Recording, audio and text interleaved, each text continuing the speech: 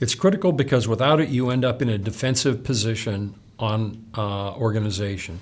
You grow your company organically, and then as a new opportunity comes along, or you outgrow somebody, you promote somebody from within, and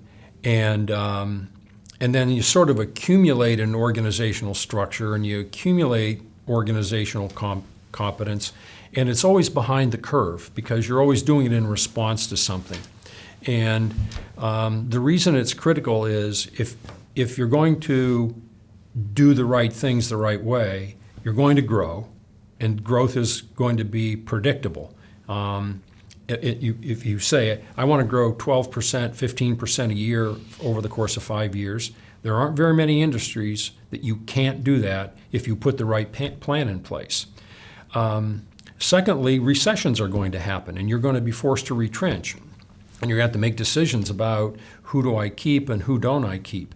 Do you want to do that defensively, or do you want to have a plan for it? So back to the top 20%, high-performing companies that have a strategic plan, and they have a marketing plan, and they have an intended growth plan, can very easily look out 5 years and say, where will this take us 5 years from now? Where should my company be?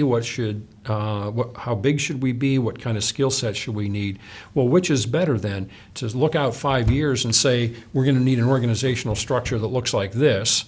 It needs these boxes. It needs these competencies. And now let's work backwards from there and say, where do we need to be in 3 years, and where do we need to be in a year? And then start developing your people intelligently and purposefully to fill those roles and to grow those competencies, or get to a point 3 years from now and realize, holy smoke, we're missing this spot. Sammy's not quite ready to fill this one, but he's all we got, so we're going to put him there and make these defensive and underprepared decisions. And yet that is the normal course of business. I feel like we're making a real difference there because we're unceasing in preaching that message. Every client we do a marketing plan for, and that's back to having these disciplines.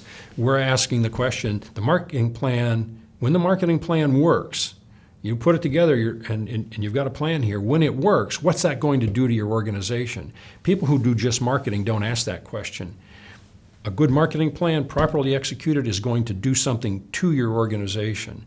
And if you know it's going to do something to it, and you know what the growth is going to be, have a plan for it. Have an organizational plan. Look at what it's going to do to the disciplines. Look where you're going to be tested. Step out 5 years and have a plan for that. If you do a strategic plan, it's going to do something to your organization.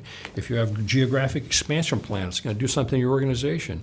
You're going to bring new technology into the manufacturing facility. You're going to put a new